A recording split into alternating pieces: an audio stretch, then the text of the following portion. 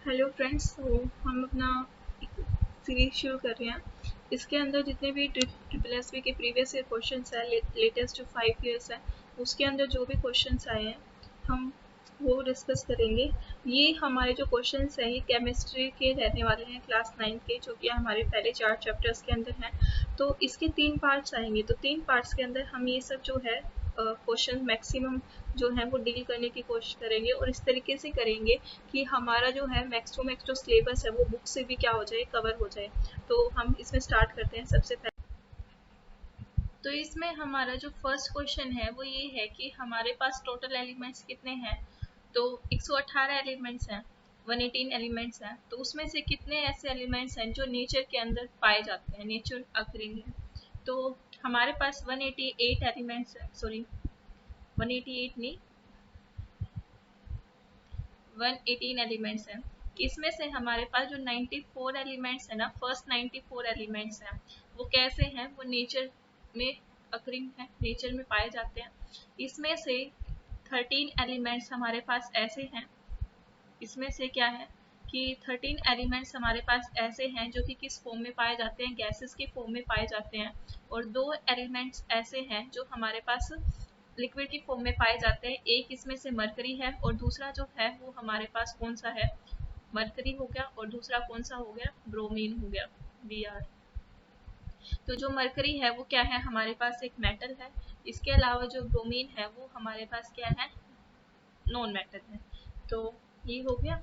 इसके बाद जो है हम नेक्स्ट क्वेश्चन पे मूव करते हैं कि अपना ऑक्टेट कंप्लीट करने के लिए जो नाइट्रोजन है, each nitrogen atom in the molecule of nitrogen contributes dash electron and give rise to dash pair of electrons। तो नाइट्रोजन की बात करें, नाइट्रोजन का मॉलिक्यूल किस फॉर्म में होता है, सबसे पहले N2 की फॉर्म में होता है। तो इसके अंदर एक जो नाइट्रोजन है उसकी Z की वैल्यू कितनी होती है, 7 होती है। तो इसके अंदर क्या होता है, इलेक्ट्रॉनिक कॉन्फ़िगरेशन देखेंगे इसका, तो क्या होता है, इनर शेल में 2 इलेक्ट्रॉन्स होते हैं, और जो बाहर वाली शेल होती है उसके अंदर कितने इलेक्ट्रॉन्स हैं, 5। तो इसको अपना ऑक्टेट कंप्लीट करने के लिए यहाँ पे 8 इलेक्ट्रॉन करने के लिए कितने इलेक्ट्रॉन की ज़रूरत है, 3 इलेक्ट्रॉन्स की ज़रूरत है। तो फर्स्ट का आंसर क्या आ गया, 3। सेकंड है ये कितने शेयर पेयर बनाएगा, जैसे ये होता है, ये एक नाइट्रोजन हो गया, ये दूसरा नाइट्रोजन हो गया। इसके पास भी कितने हैं, 3 हैं, 1 2 और 3। और इसके पास भी कितने हैं, 1 2 3। और ये एक पेयर यहाँ पे लोन पेयर की फॉर्म में हो गया, 1 2। अब ये जो है इन्होंने क्या बना लिया, अपने साथ आपस में बॉन्ड बना लिया। तो एक बॉन्ड में कितने इलेक्ट्रॉन होते हैं, 2 इलेक्ट्रॉन होते हैं। तो इस तरीके से हमारे पास कितने आ गए शेयर पेयर, तो 3 शेयर पेयर आ गए। तो इसका आंसर क्या हो गया हमारे पास, फर्स्ट। अब हम मूव करते हैं सेकेंड क्वेश्चन की तरफ कि क्वेश्चन है an isotope of dash is used as a fuel in nuclear reactors, की जो न्यूक्लियर रिएक्टर्स होते हैं उसके अंदर ऐसा हम फ्यूल किसको यूज करते हैं।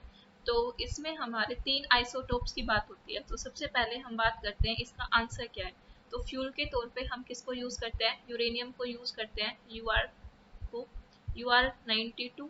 और इसका जो मास नंबर है वो क्या होता है, 235 होता है, क्या होता है, 235। तो इसको हम यूज करते हैं एज अ फ्यूल।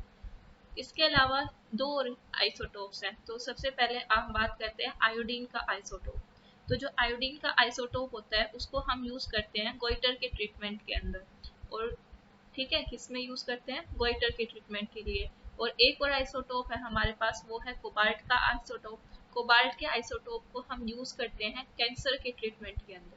तो एक इसमें हमारे पास ये क्वेश्चन भी आता है कि जो आइसोटोप है किसका, आयोडीन का, हम उसको यूज करते हैं टिंचर ऑफ आयोडीन बनाने के लिए। तो ये जो स्टेटमेंट है कि टिंचर ऑफ आयोडीन बनाने के लिए हम आयोडीन के आइसोटोप का यूज करते हैं, वो गलत होता है। क्योंकि टिंचर ऑफ आयोडीन जो होता है, टिंचर ऑफ आयोडीन, इसके अंदर हम 3 चीजें यूज करते हैं। एक तो सिंपल आयोडीन ले लेते हैं सॉलिड फॉर्म के अंदर,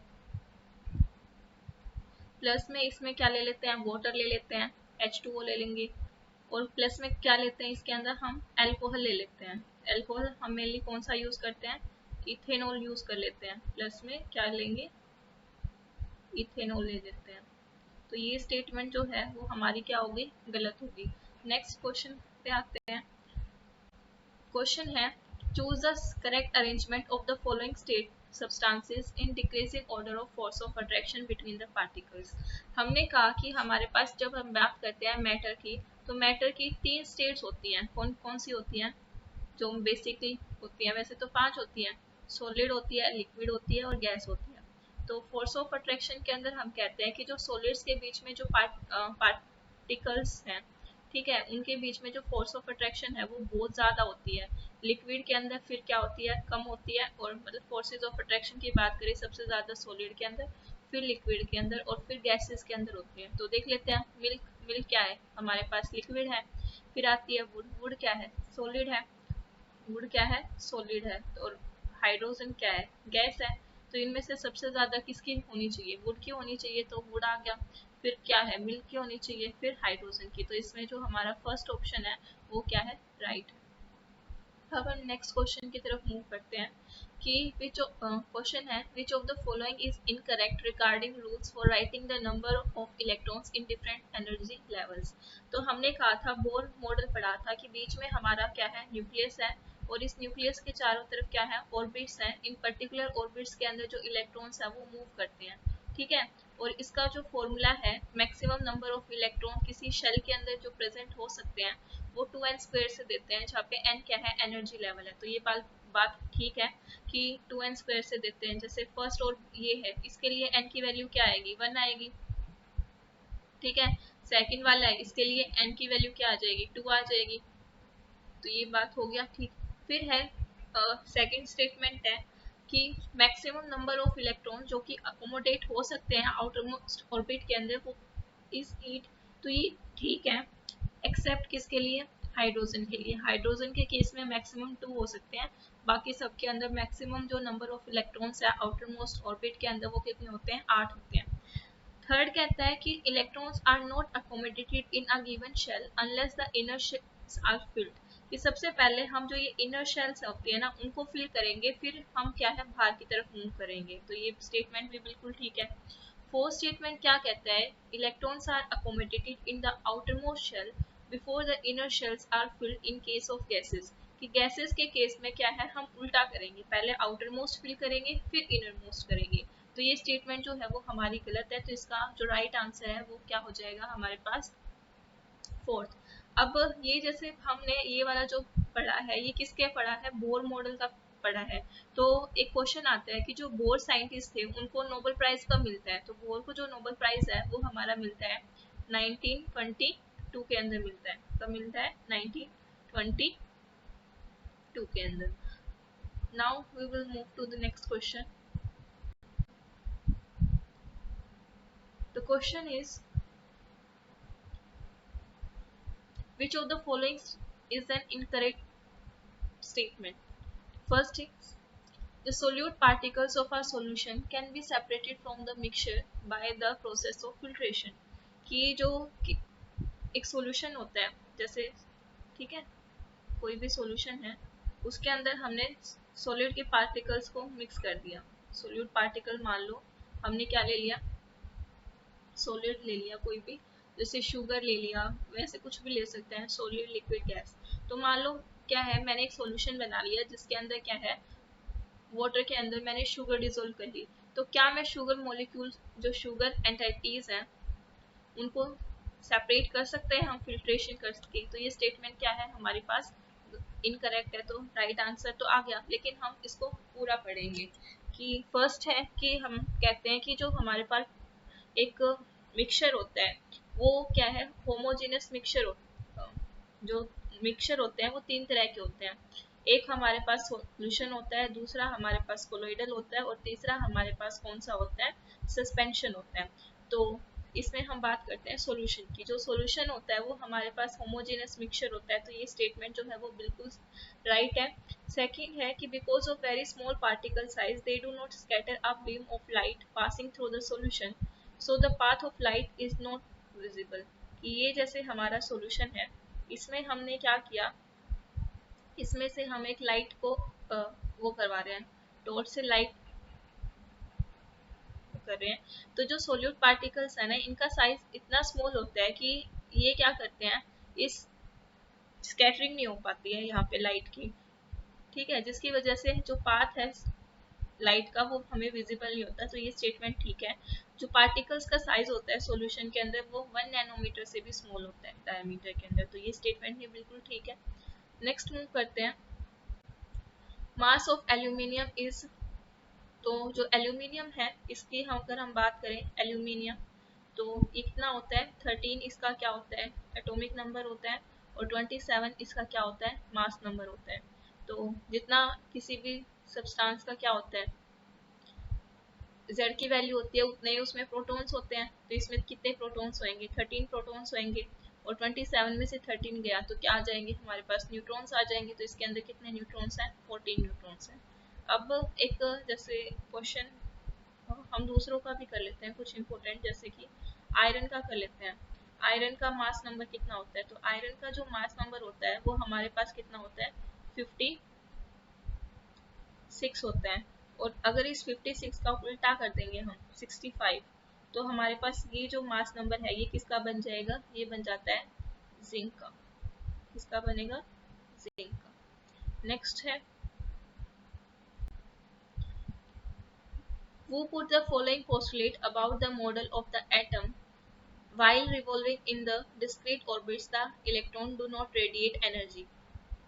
तो ये जो आपका राइट आंसर रहेगा इसका, वैसे क्या रहेगा बोर रहेगा कि रदरफोर्ड ने क्या कहा था सबसे पहले कि हमारा न्यूक्लियस है और इसके चारों तरफ कौन रिवॉल्व कर रहे हैं, इसके चारों तरफ ऐसे इलेक्ट्रॉन्स रिवॉल्व कर रहे हैं, ठीक है। तो ये आया था कि जब इलेक्ट्रॉन्स रिवॉल्व कर रहे हैं तो कोई भी ऑब्जेक्ट जो है सर्कुलर पाथ के अंदर मूव करती है तो वो क्या करती है एनर्जी रेडिएट करती है। तो एनर्जी रेडिएट कर रही है तो मतलब क्या होगा अल्टीमेटली एक ऐसा पॉइंट आ जाएगा जब ये इलेक्ट्रॉन क्या है इस न्यूक्लियस के अंदर फॉल कर जाएगा। लेकिन हमारे पास हम पढ़ते हैं कि एटम जो है वो तो बहुत ज्यादा स्टेबल है, तो ये जो हमारी रदरफोर्ड ने मॉडल दिया था ये फेल हो जाता है। तो इसको सही कौन करते हैं, इनको कौन नील बोर जो है वो इनको आगे एक्सप्लेन करते हैं कि न्यूक्लियस है, इलेक्ट्रॉन मूव तो कर रहा है सर्कुलर ऑर्बिट के अंदर, लेकिन वो एक पर्टिकुलर ऑर्बिट के अंदर मूव कर रहा है, इसी के अंदर रहेगा वो, ठीक है, जिसकी इस एनर्जी जो ये लेवल है ऑर्बिट है इसकी एक फिक्स्ड एनर्जी है। जब इलेक्ट्रॉन इसके अंदर मूव कर रहा है वो अपनी एनर्जी को ना तो लूज कर रहे हैं ना गेन कर रहे हैं। तो ये किसने बताया था, ये बोर ने बताया था। और हमने कहा था कि बोर को नोबेल प्राइज कब मिला था 1922 के अंदर मिला था। नेक्स्ट क्वेश्चन है विच ऑफ द फॉलोइंग सब particle was discovered by the Chadwick in the 1932। तो चैडविक ने वैसे बात करें तो कौन सा, वैसे भी बता सकते हैं हम न्यूट्रॉन की डिस्कवरी की थी, लेकिन मेन हमारे लिए यहाँ पे क्या है ईयर है, कब की थी 1932 के अंदर की थी। हमने कहा था कि 1922 के अंदर अभी बताया हमने क्या हुआ था कि बोर को क्या मिला था नोबेल नील बोर को क्या मिल गया था नोबेल प्राइज मिल गया था। ऐसे ही रदरफोर्ड को भी मिला था, रदरफोर्ड को कब मिला था 1908 के अंदर मिला था नोबेल प्राइज। और जो हमारे पास थॉमसन है, थॉमसन मॉडल भी आया था, तो थॉमसन को कब मिला था 1906 के अंदर मिला था। 1906 के अंदर अगर हम बात करें थोड़ा सा बायो के अंदर भी स्किप कर सकते हैं। 1906 के अंदर जो हमारे क्या गोल्गी जो थे कैमिलो गोल्गी, उनको भी नोबेल प्राइज मिला था क्योंकि उन्होंने किसका स्ट्रक्चर दिया था न्यूरॉन का स्ट्रक्चर दिया था, तो उसके लिए भी इनको भी नोबेल प्राइज मिल गया था। नेक्स्ट क्वेश्चन है अगर हम if we convert 287 K to Celsius scale we will get, तो हमें पता है अगर हम इसमें से 273 माइनस कर देते हैं तो हमारे पास कितना आ जाएगा आंसर आ जाएगा। तो कितना आ जाएगा 7 में से 3 गया 4 आ जाएगा, 8 में से 7 गया 14 आ जाएगा, तो ये क्या आ गया हमारा 14 डिग्री सेल्सियस।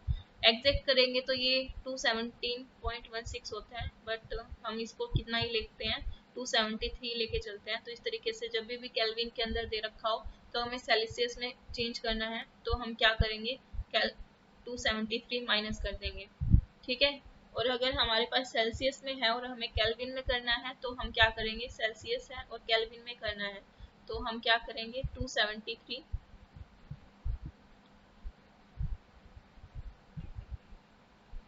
इसमें जितना भी केल्विन दिया हुआ है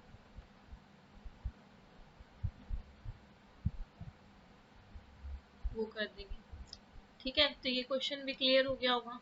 नेक्स्ट क्वेश्चन है which of the following is not concluded by the Rutherford from the alpha scattering experiment। तो हमारे पास रदरफोर्ड थे, उन्होंने क्या किया था, अल्फा स्कैटरिंग एक्सपेरिमेंट किया था। उन्होंने गोल्ड फॉइल ले ली थी, ठीक है, इस तरीके से ली थी कि ये कितने बहुत ज़्यादा थिन हो, कितनी थिन हो 1000, इसमें सिर्फ 1000 जो एटम्स है इतनी इसकी थिकनेस होनी चाहिए। तो इन्होंने देखा कि जब हमने इन्होंने अल्फा रेस को स्ट्राइक करवाया इस गोल्ड फॉइल पे कि ज़्यादातर जो अल्फा पार्टिकल्स हैं वो मतलब डिफ्लेक्शन देखना था, इन्होंने सपोज किया था कि यहाँ पे हमें डिफ्लेक्शन देखने को मिलेगी, लेकिन इनके जो रिजल्ट थे ना वो बिल्कुल अपोजिट आए कि ज़्यादातर इन्होंने कहा कि 98% जो है ना हमारे पास अल्फा रेस थी वो पास हो गई बिना किसी कैटरिंग के, नॉर्मल पास हो गई। इसका मतलब कब पास हो सकती है, तभी पास हो सकती है ना इस जब ये गोल्ड फॉइल है इसके अंदर ज़्यादातर जो स्पेस है वो एम्प्टी रहेगा तभी पास होती है। जैसे एक फेंसिंग होती है, फेंसिंग के अंदर जब हम कोई भी बॉल मारते हैं तो फेंकते हैं उसमें पास हो जाएगी ना, तो सेम केस है। तो यानी कि ज़्यादातर स्पेस जो है रदरफोर्ड एक्सपेरिमेंट से ये क्लियर हो गया कि वो क्या है, एम्प्टी है। और कुछ जो थे 12,000 जो थे उनमें से 12,000 में से कोई एक ऐसा मॉलिक्यूल था जो वापस से टकरा गया और 180 डिग्री जो है वो बाउंड कर क्या, इसका मतलब बीच में कोई क्या है, सेंटर में ऐसा वो है कि जहाँ पे जो मास है किसका, एटम का, वो कंसंट्रेटेड है, ठीक है, एक बिल्कुल से स्मॉल वॉल्यूम के अंदर। और कुछ ऐसी भी थी जहाँ पे हमें डिफ्लेक्शन देखने को मिला, लेकिन वो थोड़े बहुत एंगल पे देखा। तो मैक्सिमम यही था कि 180 डिग्री पे 12,000 में से एक ही पार्टिकल ऐसा था जो कि वापस रिबाउंड होके आया। तो इससे क्या है, हमने क्या कंक्लूड किया, तो which of the following is not concluding, the atom is indivisible and indestructible। तो यही बात है, इस ये बात तो हमें पहले ही पता चल गई थी। हमने कहा कि हमें 1900 के पास पास ये पता चल गया था कि जो एटम है वो इंडिविजिबल है जब हमारे पास इलेक्ट्रॉन की डिस्कवरी होगी थी। तो ये आंसर आ जाएगा। मोस्ट ऑफ द स्पेस जो है एटम के अंदर एम्प्टी है। अभी हमने कहा जो पॉजिटिव मास है, यानी कि ये जो सेंटर है ना जहाँ से रिफ्लेक्ट हो गया, अल्फा पार्टिकल के ऊपर भी पॉजिटिव चार्ज है, इसके ऊपर जो ये बीच में है यहाँ पे भी न्यूक्लियस के अंदर न्यूक्लियस है, न्यूक्लियस के अंदर प्रोटॉन लाई कर रहे हैं, तो वहाँ पे पॉजिटिव चार्ज है। तो उसकी वजह से हम कह सकते हैं जो पॉजिटिव चार्ज है वो बहुत कम स्पेस ऑक्यूपाई कर रहा है, और जितना भी पॉजिटिव चार्ज है और मास है एटम का वो एक स्मॉल वॉल्यूम के अंदर कन्फाइंड है, जिसको हम क्या बोल रहे हैं, न्यूक्लियस बोल रहे हैं।